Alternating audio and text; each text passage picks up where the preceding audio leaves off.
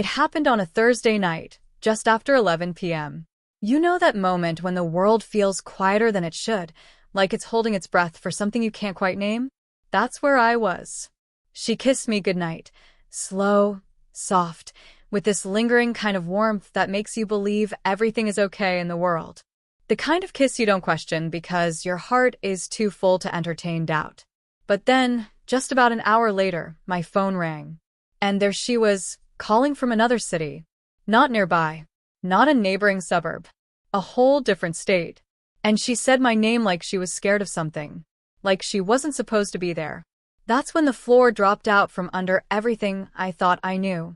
Now, before you jump to conclusions, before your mind starts spinning theories, and I know it already is, stay with me. Because the truth is far stranger than anything you're about to guess. Look, I know you're here because that title pulled you in, right? You probably read it twice, trying to make sense of how someone could kiss you and then vanish an hour later, like a ghost calling from somewhere she couldn't have possibly reached in that time. Maybe part of you thinks this is just another online story. But let me make you a promise. You're going to get the answer you came here for. The kind of answer that might make you question your own reality for a minute. And while you watch this, I'm going to talk to you like someone who gets it. Because this isn't just about a girl, or a kiss, or a strange phone call. It's about how something so normal, so comforting, can split wide open and reveal something that changes the way you look at trust, memory, and even yourself. And I get it. You've probably been scrolling through stories all night, bouncing between videos, trying to find something that actually pulls you in, not just with some cheap shock value or fake drama, but something that feels real. Something that feels like it could happen to you, or already has. That's what this is. So don't look away. This one's going to stay with you long after the video ends, because the moment you start asking the same questions I did, who is she really? What did I miss? Why did she lie to me? You're already on the path I walked. And the answers? They don't come easily. But they come. Piece by piece. One strange detail at a time. That night had started out like so many before it. If anything, it was unusually peaceful. We'd ordered in pad thai from that little place she loved on Main Street. She was quiet during dinner, but not in a bad way. More like reflective. Like her mind was somewhere she wasn't ready to talk about yet. I didn't press her. We'd been dating for about 6 months by then, enough time for me to know that when she got like that, something big was usually going on beneath the surface. But she was affectionate. Present. She laughed at the show we were watching. She curled into me like she always did when she wanted to feel safe. So I told myself everything was fine. I ignored the faint tightness in her smile, the way her fingers trembled just slightly when she reached for her wine glass. Hindsight, right? It's always the moments you brush past that come screaming back the loudest later. She said she had an early morning meeting, that she needed to get up by 6. I remember how she lingered at the door, looking at me like she wanted to say something more. Like maybe she was about to change her mind. But she didn't. She kissed me, deep and slow, and said, "Good night, babe. I love you." And then she left. I even watched her drive away. Tail lights disappearing around the corner like they always did. So tell me, how do you explain her calling me just 64 minutes later from Chicago when I live in Denver? How do you explain the GPS tag that came attached to her call, proving she wasn't just messing with me? And the panic in her voice, like she'd seen something that shattered her world and couldn't make sense of it? She said my name 3 times before I could even get a word in. "It's me. It's me. Don't hang up," she kept saying. "Please, you have to listen. Something's wrong." And then she asked me a question that nearly made me drop the phone. "Did I come to see you tonight?" I thought she was joking, confused, maybe drunk, but she sounded sober, dead sober, and terrified. I swear to God, I just woke up in a hotel. I don't know how I got here. I thought it was morning already. I thought I was in bed with you. Her voice broke. But I'm not. I'm alone. And something is very, very wrong. Now I know what you're thinking. Drugs? Dissociation? Some kind of mental break? That's what I thought too, at first.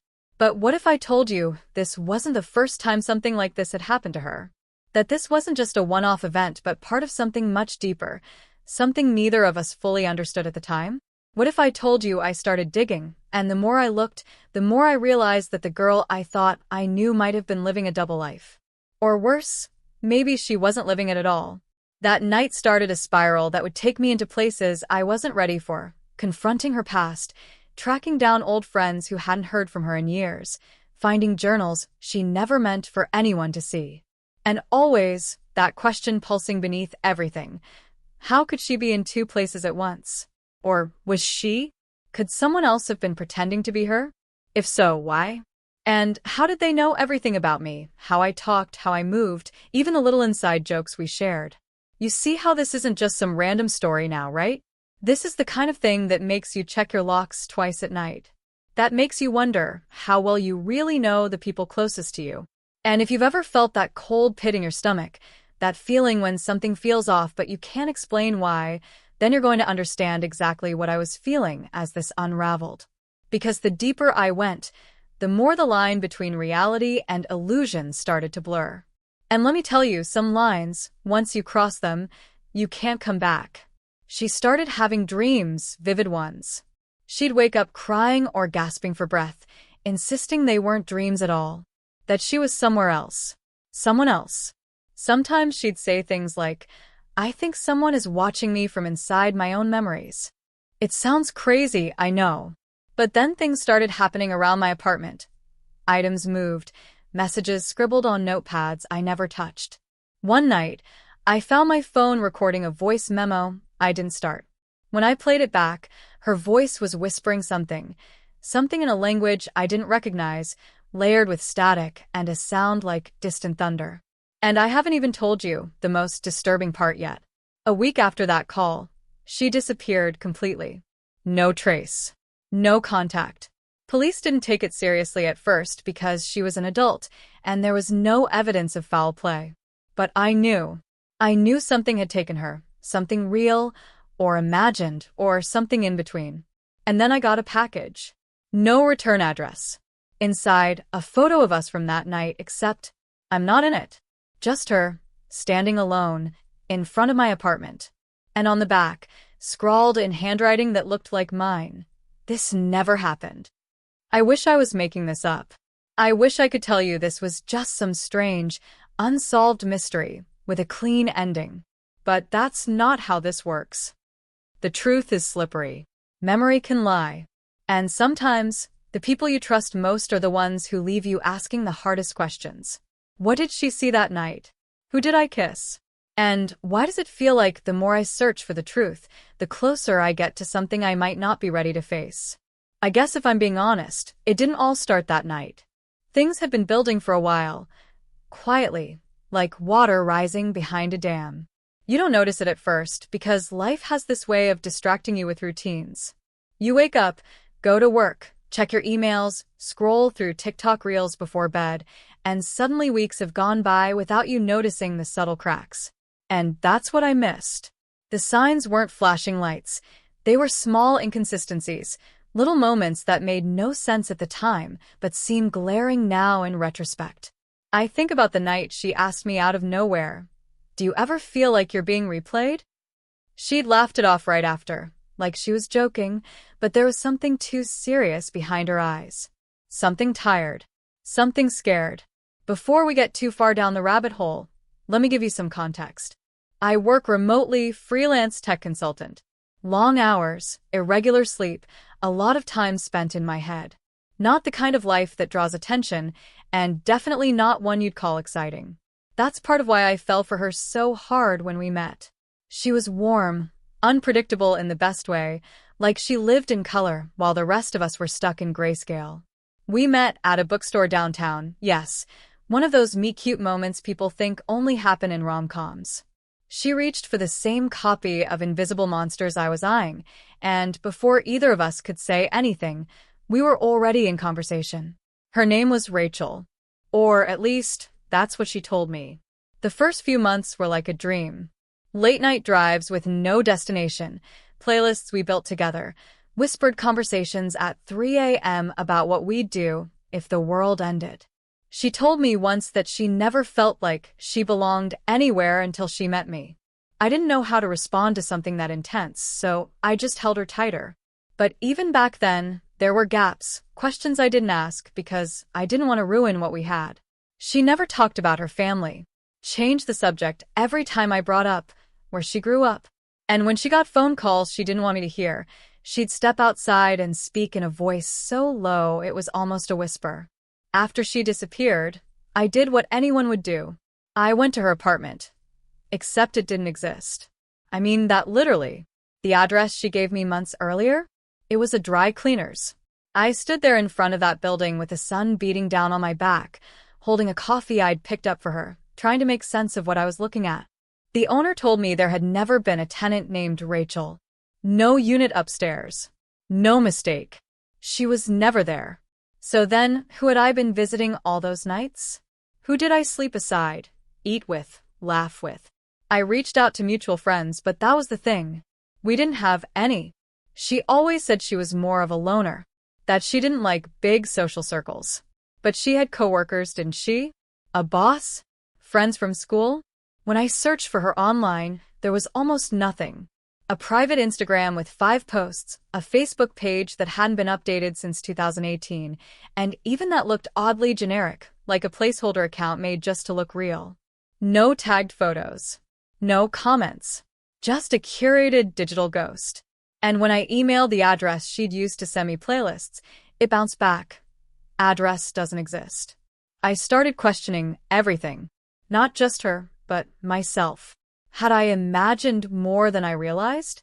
Had I projected things onto her because I was lonely? The internet started offering theories. Reddit threads full of people dissecting stories like this, talking about deepfakes, memory hacking, simulation theory, even time loops.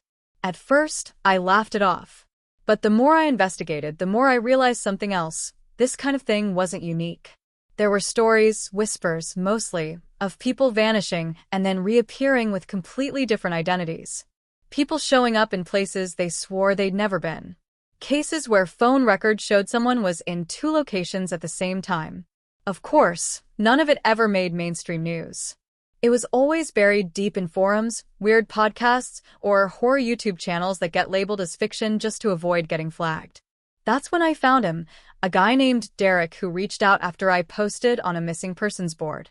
Said he recognized Rachel from a photo I shared. Only he didn't call her Rachel. He called her Emma. Said they dated 3 years ago, and that she vanished in almost the exact same way, except in his case, she never came back. He sounded shaken, but oddly calm, like he'd accepted something horrifying a long time ago. I asked for proof, and he sent me a selfie of them together. My blood froze. It was her. Same face. Same smile. Even the necklace she used to wear, the tiny crescent moon pendant, was visible in the shot. Except the timestamp on the photo said it was taken in 2019. And the background? A beach I've never seen before, but I recognized the shirt she was wearing. It was one she left in my apartment. I still had it. I tried calling the number she used that night, the one from Chicago. Disconnected. No carrier. When I drove out to the hotel she claimed to be in, they had no record of her ever staying there. But here's the part that chilled me. When I asked to see the security footage from the front desk, the manager suddenly got very quiet. Said the tapes were incomplete. That they'd had technical problems that night. He said it in a way that made me feel like he knew more than he was saying. I left my contact info, but never heard back. 3 days later, the hotel's website went down.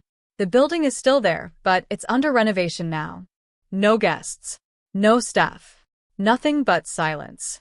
At that point, I started to feel like I was being watched. My phone would light up with unknown numbers that would disconnect as soon as I picked up.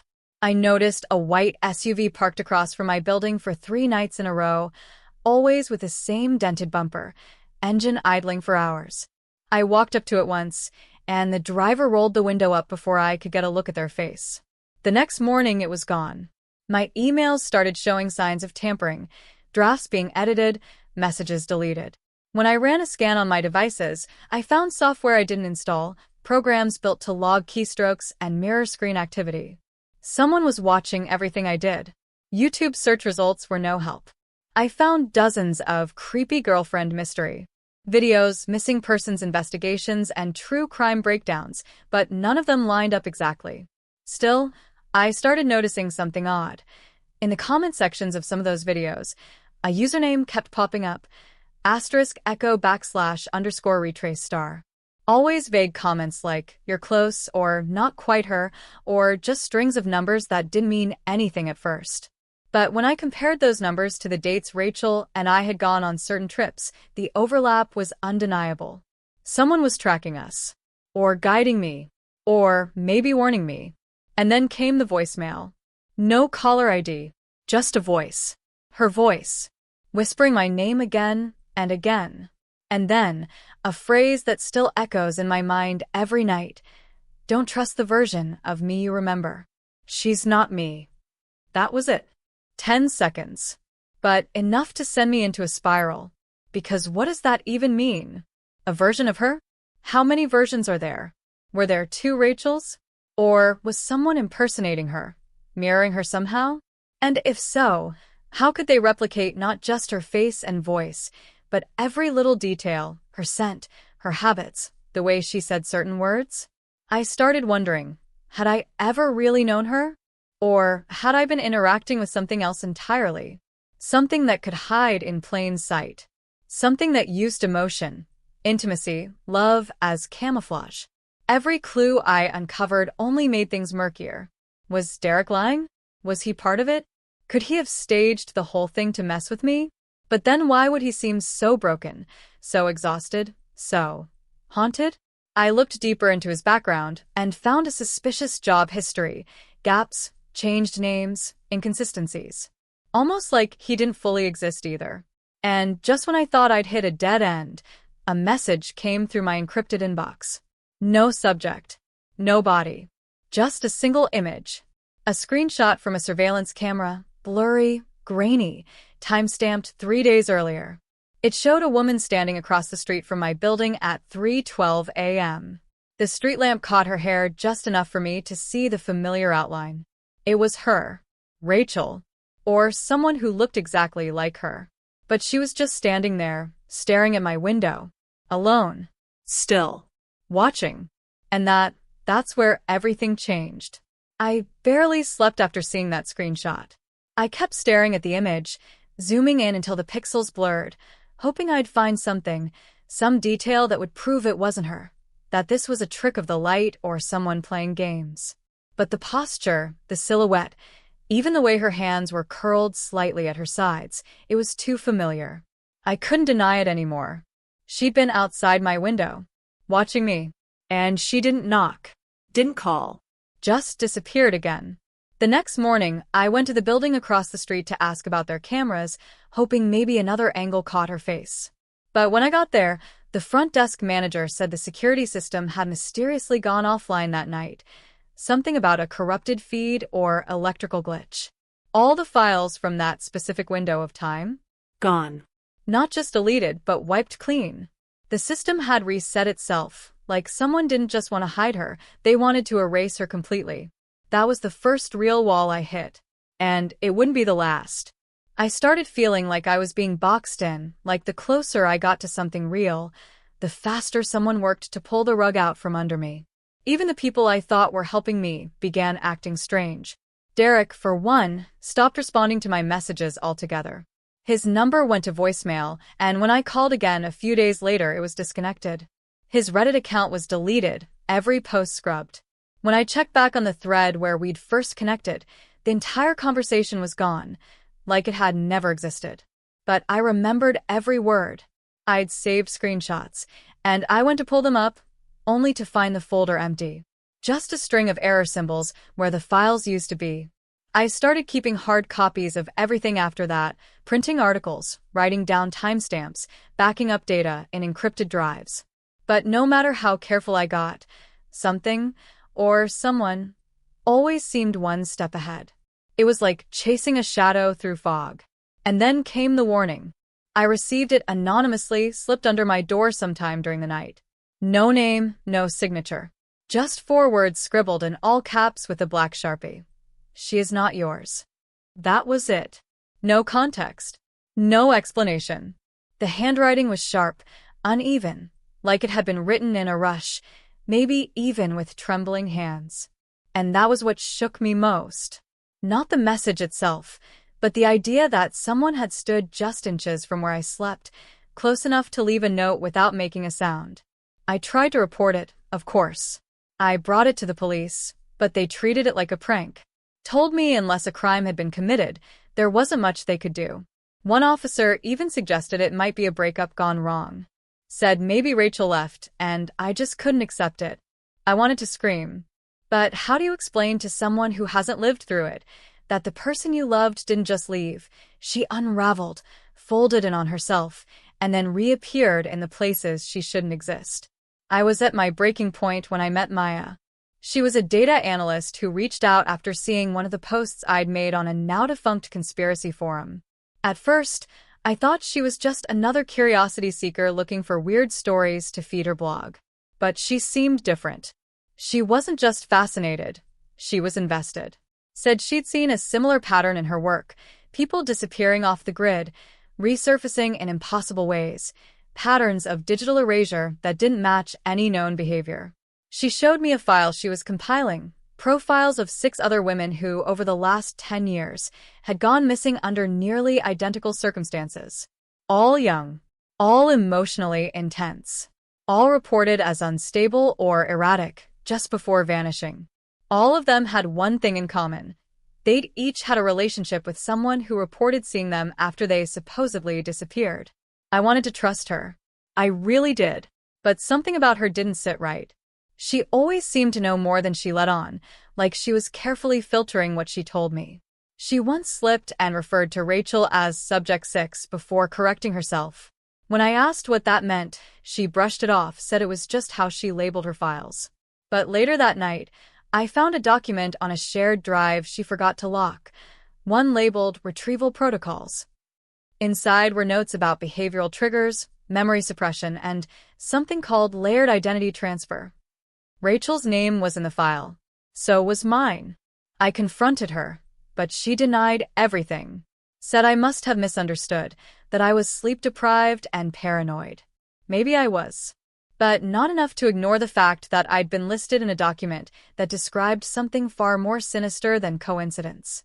That's when I realized Maya wasn't helping me. She was monitoring me. Whether for some government experiment or a private project, I didn't know. But she was too close to this. Too informed. And the worst part? I didn't know if she was doing it to protect me or to protect whatever had taken Rachel. Things only got worse after that. My apartment was broken into. Nothing stolen, but drawers pulled open, files moved, hard drives unplugged and left dangling. Like someone wanted me to know they were inside. They didn't take anything. They just rearranged things. That's how I knew they were confident. They didn't need to take evidence. They just needed to show me they had it. And then, just when I thought I couldn't be pushed further, I received an email. No text. Just a video attachment. I watched it in the dark, sitting alone in my living room, heart pounding like a drum in my chest. It was Rachel. She was sitting in a room I didn't recognize, bare walls, dim lighting, a table, and a single chair. Her hair was messier than I'd ever seen it. She looked tired, pale. But her eyes were sharp, alert. She leaned in close to the camera and said, "If you're seeing this, then I'm already gone. Not dead. Not missing. Just untraceable. I never meant for you to find me. But you kept digging. I told you not to." Her voice cracked on those last words.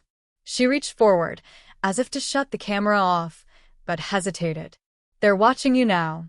They always were. And the worst part? You let them in.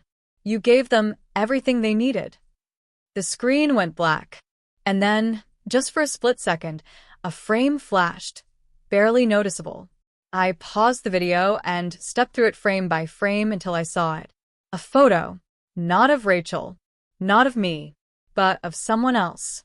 Someone I hadn't seen in over a decade. My childhood best friend, Noah.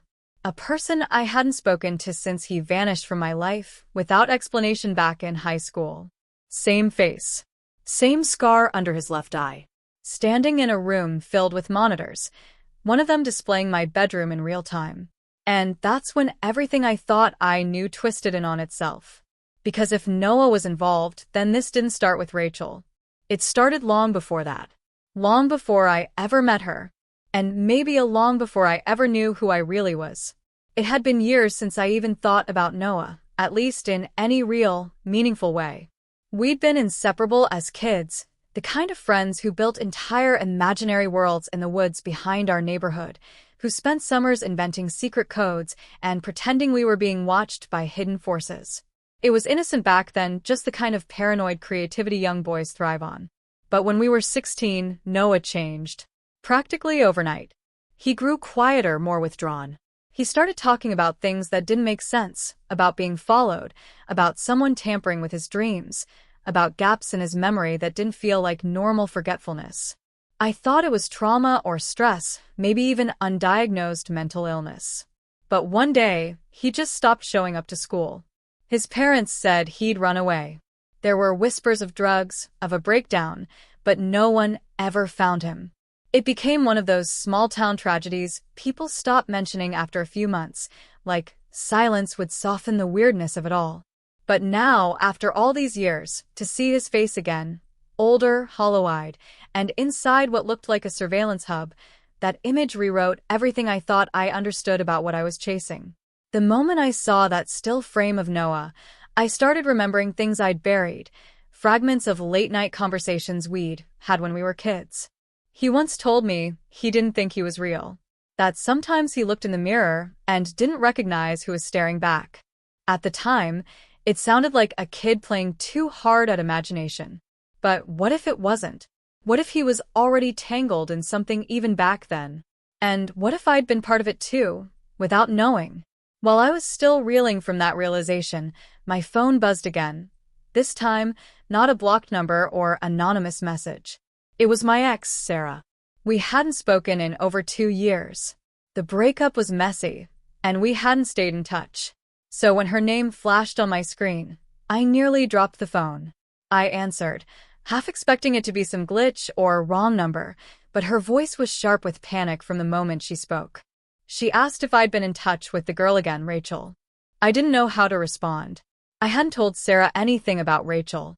She didn't even know I was seeing someone. But she continued without waiting for an answer, telling me she'd received a package at her apartment earlier that day. No note.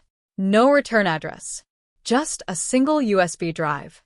On it, a folder labeled with my name. Inside were audio recordings, conversations between Rachel and me, ones that had never been recorded, at least not by me. Our first real fight. A phone call where she told me about a dream she had. Even a moment when she said she wanted to disappear, that she didn't feel safe in her own mind. Sarah said the voice was unmistakable, mine and Rachel's. But what chilled her and me even more was the date metadata attached to the files. Each file was time-stamped before the conversation ever happened. Sometimes weeks, even months before. Which meant whoever made those recordings had access to events before they occurred. Or worse, the events were being pre-written, like someone was scripting our lives and watching them unfold exactly as planned. Sarah sounded terrified, and in her voice I heard something I'd never heard before from her: regret. She confessed that when we were still together, she once found a file on my old laptop labeled Control Project 4. She never opened it, but said the name disturbed her enough that she took a screenshot before deleting it. She sent it to me during that call. And when I opened the image, I saw something familiar but wrong. It wasn't just a random file. It was an executable. One that had the same string of numbers embedded in the file path as the ones echo__retrace had been leaving in YouTube comments. That was when I knew this went deeper than Rachel, deeper than even Noah. Whatever this was had been circling me for years. Watching. Testing. I started to wonder if Rachel had ever truly existed. Or if she, like Noah, had been manufactured somehow, introduced into my life as part of some vast psychological operation. But then why me? What was I being tested for? What were they watching for? And why were other people like Sarah, being pulled in against their will? And it wasn't just her. That same night, I got a DM from a complete stranger. A guy named Ben. said he recognized my face from a viral clip that had been circulating on a dark corner of TikTok. A video of me sitting in a cafe, talking to Rachel. But the video wasn't filmed by me. Or her. And I never saw anyone recording us. Ben claimed to be an online anomaly tracker, whatever that meant, and said my name had popped up on multiple lists connected to something called the gaze. A theory he believed involved targeting people who showed emotional deviation from standard behavioral matrices. I didn't even know what that meant. But his messages got darker as they went on. He told me people like me were used as control subjects, planted in emotional experiments to see how we'd react to false realities. He said those who figured it out too early were reset. The rest? Folded back into the stream. Ben disappeared 2 days later. I tried messaging him again, but his account was wiped. Not deleted. Wiped. Like it never existed. And now every time I try to access that TikTok video he referenced, I get a 404 error. Even saved links. It's like the system itself is scrubbing every breadcrumb I manage to find. But here's the thing that keeps me up at night. I'm not even sure I want to find the truth anymore. Because the deeper I go, the more it feels like reality is unraveling around me. I don't know who to trust. I don't know what's real. Was Rachel a victim? Or a manipulator? Is Maya secretly trying to pull me out of something worse, or push me deeper into it? And what about Noah? Was he reaching out to warn me, or recruit me? Then, just when I thought I had a minute to breathe, I got a new voicemail. But this one didn't come to my phone. It came to my work line, the number only a handful of clients had. I checked the transcript first. It was garbled, fragmented. Bits of words that didn't line up. But one phrase appeared clearly 3 times in the transcription. Do not believe the next person you speak to. And just as I finished reading that line, my phone rang. It was Rachel. Again. I didn't answer the call. I couldn't. Not after that voicemail. Not after the flood of paranoia that had already wrapped its hands around my throat and started squeezing. I just stared at the screen, watching her name pulse in the caller ID like some kind of warning light. Rachel. Except it couldn't be her. I knew that now, at least some version of me did. Whether she was real or constructed or something in between, that call wasn't safe. I let it ring until it stopped. And for a second, I let myself believe maybe I'd taken control back. That maybe choosing not to answer was an act of resistance. But then the lights in my apartment flickered, just for a moment, long enough to feel staged. Long enough to feel like someone wanted me to know they were inside, watching, waiting for me to react. I'd been on edge before, but something about that moment flipped a switch in me. I started pacing the room, checking every lock twice, 3 times.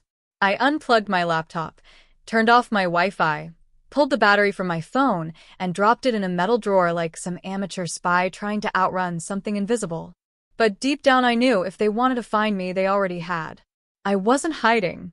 I was performing. And whatever audience I was performing for, I couldn't see them. That was the part that really started to eat at me, not knowing what was real anymore. Not knowing who was watching. Not knowing if I'd already lost and just hadn't realized it yet. I needed air. I grabbed my coat and slipped out the back stairwell of the building, avoiding the front entrance where I'd seen the same unmarked sedan parked too many times in the last week. The city at night should have felt comforting, familiar, but it didn't. Every footstep behind me sounded louder than it should. Every face I passed seemed too deliberate, too expressionless, like they were trying not to look at me but also trying too hard not to look away. I kept walking, aimless, until I reached the one person I thought I could trust. My brother, Jordan. We weren't close like we used to be, not since the falling out years ago over something stupid and small. But he was blood, and that still meant something. Or, at least I hoped it did. When I showed up at his place, he looked surprised, concerned even. He let me in without questions. I collapsed onto his couch, and for the first time in weeks, I told someone everything. I watched his face for signs, disbelief, pity, fear, but he just listened, nodded slowly. And when I finally finished, when I let the silence stretch out between us like a dare, he spoke 3 words I'll never forget. They came here. I didn't understand at first. Thought he meant the police or maybe some scammer asking questions. But he shook his head and said it again, slower. They came here 2 days ago. They showed me a picture of you and asked when I saw you last. I asked who they were, and they didn't answer. Just gave me this. He pulled a card from a drawer, no name, no company. Just a black surface with a single, embossed number, 1098. That's it. No phone number. No email. Just that number, like a code I wasn't supposed to recognize but somehow did. Because 1098 wasn't random. It was the number of the hospital room where my father died. And the same number etched into the corner of a journal Rachel once gave me. A journal that I never opened. I felt cold all over. Like something inside me had just been confirmed, but in the worst possible way. I asked Jordan if they'd said anything else, and he hesitated. That hesitation scared me more than anything. They said you're interfering with something important. That you're hurting people without knowing it. And that if I cared about you, I'd make you stop. He looked at me, and I could tell he was trying to stay brave. But I saw it. Underneath his calm surface, there was a flicker of fear. Not for himself. For me. He believed them. Or maybe he didn't know what to believe anymore. I left that night without saying goodbye. I didn't want to put him in danger. I knew I already had. By the time I got back to my place, the lock on my front door was broken. Not forced, picked clean. Inside, everything looked untouched, but I knew better. The air felt thinner, charged. Someone had been inside. And then I saw it, on my kitchen table, sitting neatly as if it had always belonged there. The journal Rachel gave me. The one I never opened. Except now it was open. A single page torn out and placed face up. On it, scrawled in the same sharp, uneven handwriting I'd seen on the note slipped under my door, was a sentence that made my knees go weak. Stop remembering what they erased. I wanted to scream. Or cry. Or run. But I did none of those things. I just sat down, numb, and stared at the page like maybe it would rearrange itself into something less terrifying if I looked long enough. That's when I heard the knock. 3 soft taps on the door. I froze. Another knock. Then silence. I crept to the peephole, heart racing, but the hallway was empty. No footsteps. No doors closing. Just emptiness. Until my phone buzzed again. A new text. No contact info. Just a link. I clicked it. It led to a live feed. Grainy. Black and white. Showing a basement I didn't recognize at first. Then the camera panned slowly, deliberately. And there she was. Maya. Tied to a chair. Mouth gagged. Eyes wide and locked on the lens. And the words across the bottom of the screen said, "She knows the second location." And just like that, everything I thought I was uncovering fractured again. If Maya was being held against her will, then who had been messaging me in her name? Who had been feeding me files, documents, warnings? And what was this second location? Another layer? Another experiment? Or something far worse? I didn't know where to go, what to do.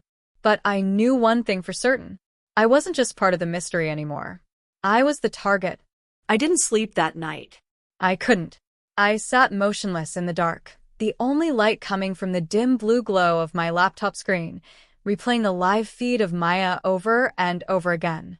Her eyes told me everything I needed to know. Panic. Yes, but also urgency.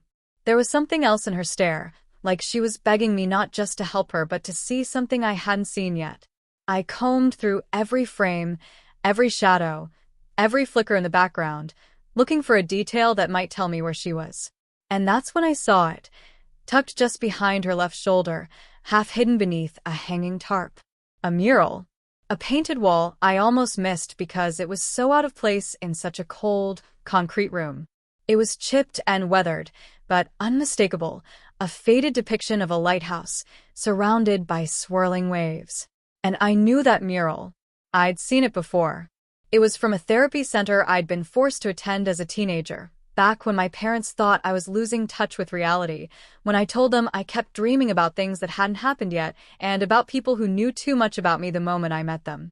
The place was called Lighthouse Haven, an ironic name for a facility that specialized in alternative cognitive reprocessing, which was a fancy way of saying they tried to scrub things from your head they didn't understand.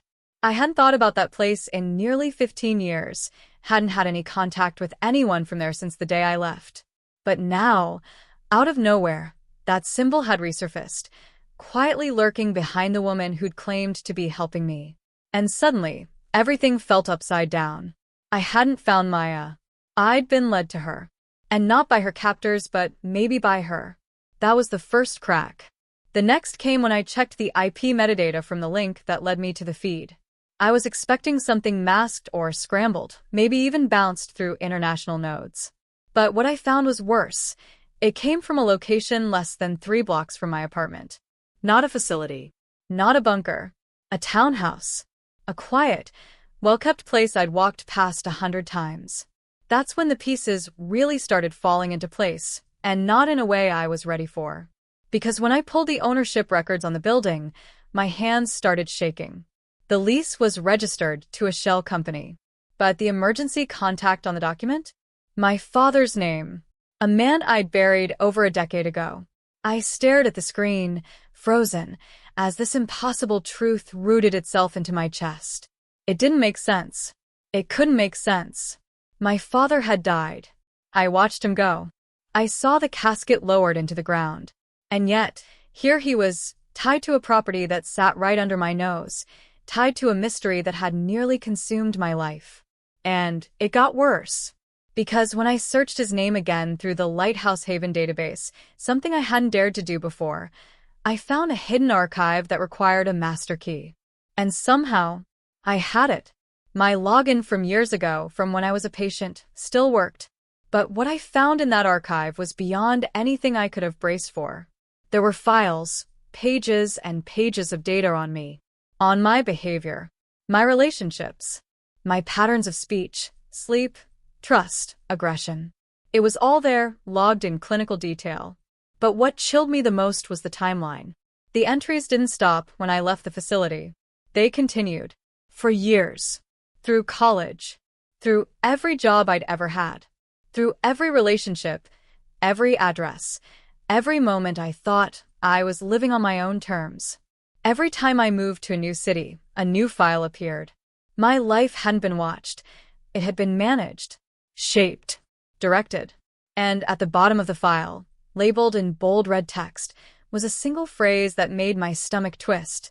Subject believes experiment terminated. Observation ongoing. Integration with test group achieved. Test group. The words rang in my head like a siren. And suddenly Rachel's words came back to me. Asterisk, don't trust the version of me you remember. Asterisk, she hadn't just been warning me about herself. She was warning me about my life, about the idea that the version of events I'd accepted, the version of me that I believed in, was constructed. And not just by her. By them. By people I trusted. By people I thought were gone. By the one person I thought I'd lost forever. Because not long after that, the final twist unraveled itself. Another file popped up in the archive, this one locked behind a double-encrypted gateway. It wasn't labeled with my name, but I recognized the initials instantly. N.W. Noah White. I opened it. And I don't know what I expected. Maybe just more psychological notes, a digital autopsy of a friend who had fallen through the cracks. But what I found was a video. One final video. Time-stamped 6 months before Rachel and I ever met. And in it was Rachel. She was standing beside Noah, wearing a lab coat, holding a clipboard, smiling, and saying my name. Subject 12 shows early signs of questioning. He'll need a stabilizing variable. Begin emotional tethering protocol immediately. Then Noah stepped forward and said something I'll never unhear. Let him fall in love with her. We'll reset once he starts asking questions. And just like that, the world I thought I understood vanished. Rachel hadn't fallen into this with me. She'd helped build it. I didn't sleep for 2 days after watching that video. The image of Rachel in that lab coat burned into my mind like a scar. The woman I thought had saved me, held me, loved me. She was part of the very thing that broke me. And Noah, the boy I once trusted more than anyone, had been there all along, pulling the strings from behind the curtain. It was never about love. It was never even about Rachel. I was a project, a controlled experience, a living, breathing algorithm being steered by people who knew how I'd react before I even moved. And now there was no turning back. The only option left was to confront them. Not for closure, I knew by now I wouldn't get that, but because if I didn't end it on my terms, I wouldn't be the one writing my own story anymore. I went back to the townhouse 3 blocks away. I had memorized every angle of its structure from satellite views, city records, even delivery routes. I knew there was a basement. I knew there was a hidden entrance through the back courtyard. And I knew, based on every breadcrumb they'd accidentally or deliberately left behind, that they were expecting me. I didn't care. I walked through the gate, without stealth. I wanted them to see me. I wanted them to feel it coming. The air inside the house was unnaturally quiet, like the walls were holding their breath. I descended the stairs, heart pounding, and opened the basement door. And there they were. Rachel, Noah, and 3 others I didn't recognize, all seated at a long table, surrounded by monitors, servers, surveillance equipment. It looked less like a lab and more like a control room, the kind you'd find behind a massive tech startup or a secret intelligence bunker. But this wasn't business. This was personal. Rachel stood first, slowly, like she was bracing for impact. Her eyes didn't carry regret or guilt, just sadness. A kind of weight that told me she never expected me to get this far. That I was never supposed to be the one who saw it. Noah remained seated, arms folded, watching me like a proud scientist watching the results of his long-running experiment. Rachel opened her mouth to speak, but I cut her off. "How long?" I asked, voice cracking, not from fear, but from grief. She paused, then whispered, "Since before you remembered me." And that's when it hit me. This wasn't our first meeting. Not even close. My memory, my timeline, had been altered more times than I could comprehend. The therapy center. The missing files. The familiar feeling when I first met her in the bookstore. They had looped me through this before. I wasn't a test subject anymore. I was a lab rat in a maze, with no exit. Noah stood then. Walked toward me with that same calm intensity he had when we were boys building forts in the woods, except now there was something darker beneath the surface. He gestured toward the wall of monitors behind him. Each screen showed footage from my life, moments I thought were private, sacred, real. But now I saw it all for what it was, a script. Every argument, every kiss, every loss. All part of their control protocol. "You were never meant to make it here," Noah said. "You were meant to feel something real, and then forget. But you broke the loop. You kept remembering." I asked him why me, why any of this, and he finally gave me the answer I didn't know I'd been waiting for. "Because you're the anomaly. The variable. You react outside the model. That makes you dangerous." I wanted to scream, to destroy every piece of tech in the room, to demand they give me back my life. But I knew that wouldn't change anything. So instead, I asked them what came next. And that's when Rachel stepped forward, holding something in her hand, something I recognized immediately. A neural sync injector. A tool they'd used during cognitive resets. She said I had one last choice. Walk away and forget everything, or remember and be hunted forever. There was no freedom. Just different versions of control. Silence or rebellion. But then, I saw it. A flicker. On one of the monitors behind Rachel, for just a second, a feed appeared that shouldn't have existed. An empty room with a whiteboard and 2 chairs. A room I hadn't seen in years. The session room from Lighthouse Haven. My old therapy room. And sitting in one of those chairs was me. I froze, trying to make sense of what I was seeing. The timestamp was current. Real time. My doppelganger sat there, calm, still, staring at something in front of him. Noah saw me staring and cursed under his breath. He moved to cut the feed, but I was faster. I lunged, hitting the emergency lock override on the master console. Sirens blared. Lights dimmed. And in the chaos, I realized the final, horrible truth. I was never outside the system. This entire confrontation, this entire journey to uncover the truth, was still inside the experiment. I'd never escaped. Everything, the break-ins, the messages, the clues, had been engineered not to stop me, but to test how far I'd go before I broke. The real me? He never left Lighthouse Haven. He was still there, in that chair, wired into a simulation, monitored for extreme deviation responses. I wasn't stopping the experiment. I was the experiment. And the worst part? I chose it. At some point long ago, I signed away my autonomy. For science. For curiosity. For a promise of understanding my mind. And now, the versions of me playing out this drama were echoes, loops within loops, rehearsing different outcomes. Rachel moved toward me slowly, reaching for my hand. Not to stop me, but to offer me the injector. A final choice. Freedom or truth.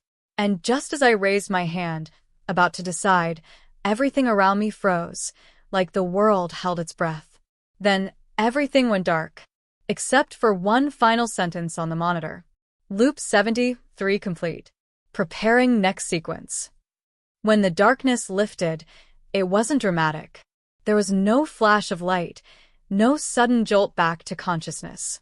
It came quietly, like waking from a long, vivid dream and not quite knowing which parts were real.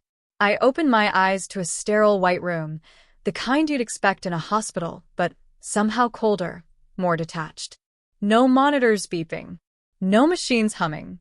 Just silence. I was lying on a cushioned table, wires trailing from my temples to a small console that blinked softly at my side. My limbs felt weak, like they hadn't moved in years, but there was no pain. Only stillness. For a long time, I didn't try to sit up. I just lay there, breathing, staring at the white ceiling, remembering everything and nothing at once. And then I saw it. On the table beside me, folded neatly, like it had been waiting for this exact moment. My old journal. The one Rachel gave me. Except this time, it wasn't blank. The pages were filled with my handwriting. Notes, drawings, memories I didn't recognize, conversations I never remembered having, places I didn't think I'd ever been. It wasn't just a record of what had happened in the simulation. It was a roadmap. A breadcrumb trail that someone, maybe even me, had left for when I woke up. That's when the door opened. slowly, carefully. And in walked Rachel. Not the version I had chased through memory loops or surveillance footage. This Rachel looked older, grounded, real in a way the others hadn't. She didn't wear a lab coat. Just jeans and a sweater, her hair loosely tied back. She didn't say anything at first, just pulled a chair to the side of my bed and sat down, as if we were just old friends reconnecting after years apart. And maybe, in some strange way, we were. She finally spoke, her voice gentle, almost reluctant. She told me the program had officially ended. That I was the last subject. That after 73 loops, after thousands of hours of data, they had found what they were looking for, proof that consciousness couldn't be fully predicted. That free will was not an illusion, but a variable that resisted total control. She said I had become the outlier. That every time they tried to rewrite me, I found a way back to the truth. Not always the full truth, and not always the same path, but enough to break the script. Enough to wake up. I asked her why. Why any of it? Why create a life, just to take it away? Why build love only, to turn it into betrayal? She looked down, then back at me with eyes that finally held something close to regret. She said it wasn't about me personally, it never was. I was one of thousands who had volunteered long ago in a different world, for reasons I no longer remembered. Some wanted to escape their lives, others sought enlightenment, and a few simply wanted to test the limits of human experience. I was part of the latter. My intake profile showed I asked them to erase my memory before entering. I wanted to see if the soul, the self, could survive without context. If truth was something you could feel, even when it was stripped away. And somehow, I had answered that question. I sat in silence after that, unsure of whether I felt peace or devastation. Because now I knew everything, and nothing mattered. The people I loved weren't real. The betrayals I suffered weren't personal. The dangers I faced were calculated risks designed to provoke response. but the pain was still mine. The choices were still mine. And so, in a strange, circular way, the life I lived inside that simulation was as real to me as anything in this new, quiet room. Rachel, this real version of her, stood and placed a hand on my shoulder. She said I could choose now. Walk away and return to society, with my memories intact or removed once more. Or stay. Help rebuild the program into something more ethical, more transparent.